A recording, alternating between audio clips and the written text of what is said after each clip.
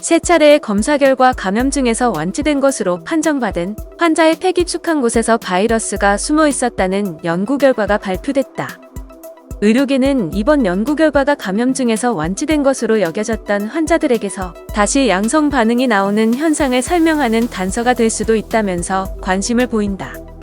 30일 사우스차이나 모닝포스트에 따르면 중국 육군 군의대학 연구팀은 최근 셀 리서치에 실은 논문에서 퇴원한 환자들이 일반적인 검사 방법으로는 확인할 수 없는 폐 깊숙한 곳에 바이러스를 계속 지니고 있을 수 있다고 밝혔다.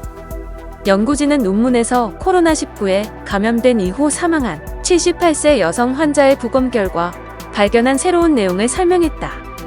이 환자는 지난 1월 27일 총칭에서 쓰러져 병원에 입원한 뒤 확진 판정을 받았다. 이후 치료를 받으면서 증상이 사라졌다. 세 차례 확진 검사에서 음성 판정이 나왔고 CT 사진도 정상으로 나와 2월 13일 퇴원 결정이 내려졌다. 그러나 환자는 다음 날 갑자기 심장마비를 일으켜 사망했다. 부검 결과 환자의 간, 심장, 장, 피부, 골수 등에서는 바이러스가 발견되지 않았지만 폐 깊숙한 곳에서 코로나19 바이러스가 발견됐다. 폐 조직에서는 전형적인 바이러스 감염에 의한 손상 흔적도 존재했지만 이는 현재 일반화된 검사 방식으로는 확인될 수 없는 것이었다. 연구팀은 따라서 환자의 입에 넣은 튜브를 통해 생리식염수를 폐포까지 넣었다가 다시 꺼내 확인하는 기관지 폐포 세척 방식을 통해 바이러스 존재 여부를 확인하는 방식을 널리 쓰자고 제안했다.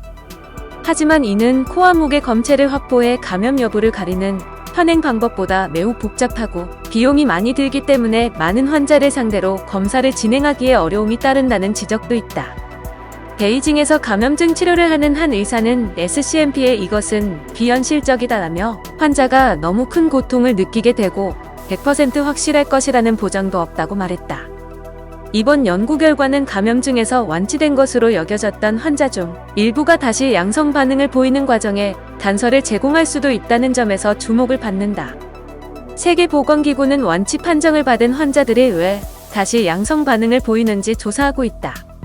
한국에서도 100명 이상의 환자들이 완치 판정 이후 다시 양성 반응을 보인 바 있다. 지난 2월 중국 광저우에서 시행된 연구에서도 회복 환자의 약 14%가 양성 반응을 다시 보여 병원에 입원한 것으로 나타났다.